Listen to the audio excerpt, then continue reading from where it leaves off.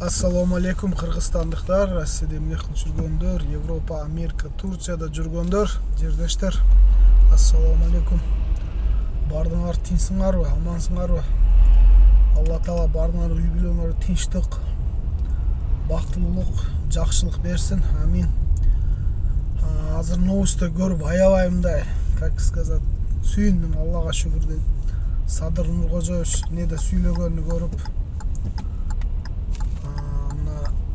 по-моему, стадионда сүйлөптүр, ошо спорт боюнча, бюджет боюнча. Өтө аябай жакшы сөздөр сүйлөптүр.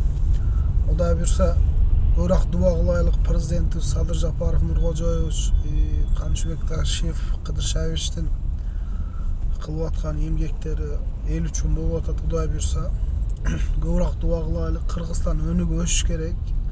Күчтүү чоң Кыргызстан болуш керек. Кудай буюрса болот. Көп нерсе элдин колунда. Hareket kılavuz. Komanda ham жақсы иштеп атат. Президентибиздин командасы. Кудай буюрса окушубуз керек, окутушубуз керек балдарды. Бардыгы жакшы болот. Биз иммигрант болуп атабыз, балдар болуш керек эмес. Мына 3 жыл мурда деп атат Камчыбек Ташиев сүйлөп атат, Кыдыршаевич. Биздин бюджетте бийликке келбестен мурда дейт Садыр Жапаров Нуркожоевич келбестен мурда командасы 200 миллиард сом дейт. Азыр мына 2024 жыл Кудай буюрса 600 миллиард сомго чыгарат экен да. Это бул өтө чоң өнүгүү да для Кыргызстан. Кудай буюрса Кыргызстаныбыз өнүгүп атат. Мына жолдор 30 канча жылдан бери болбогон жолдор болуп атат да. Көбүрөөк дуба кылайлык. Кыргызстандыктар бардыңардан суранам. Кыргызстан будущее чоң болуш керек. Чоң Кыргызстан болуш керек. Мында экономикасы, армиясы, политикасы күчтүү, мында таасирдүү, влиятельный өлкө болуш керек. Болот да. Көбүрөөк дуба кылайлык.